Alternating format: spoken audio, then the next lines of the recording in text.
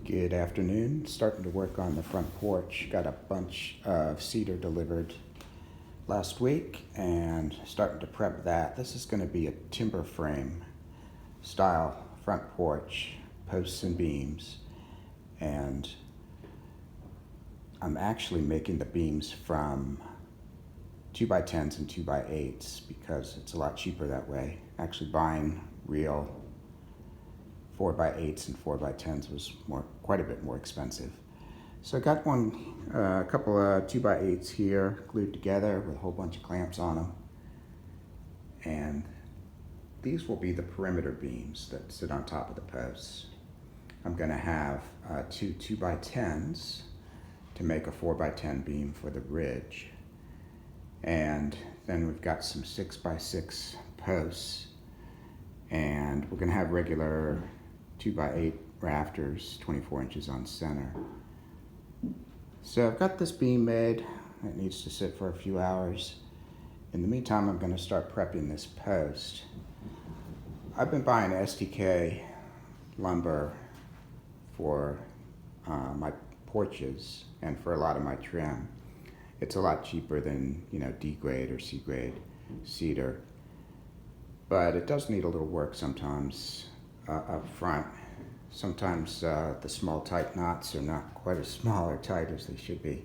There's a good example right there. That one's kind of loose and it's got a bit of a dip in it. So I'm gonna patch those. So here's the materials I'm using for this thing. I'm using a good quality waterproof exterior wood glue to make the beams. And then I'm using this 2-part epoxy wood filler to patch anything that needs to be patched. If it's a tight, smooth knot, I'll leave it alone. Just, anything that in actual, deep crack or big chip or a loose knot, I'll hit those with this epoxy wood filler. And then I'm gonna spot prime all of the knots with this shellac-based primer.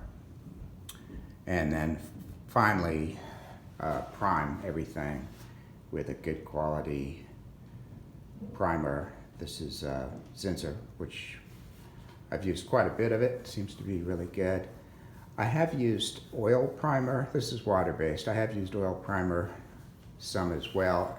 I think it works a little bit better for bare cedar, but I'm working inside because it's cold and icy outside, and didn't really want to deal with the fumes, and it takes literally 32 hours for that stuff to dry, so that would slow me down a lot. So I'm going with the water-based, and it so far it seems to be performing almost as well. So the next step will be to hit those knots with the wood filler, let those dry, sand them a bit, and then prime the posts and get those ready.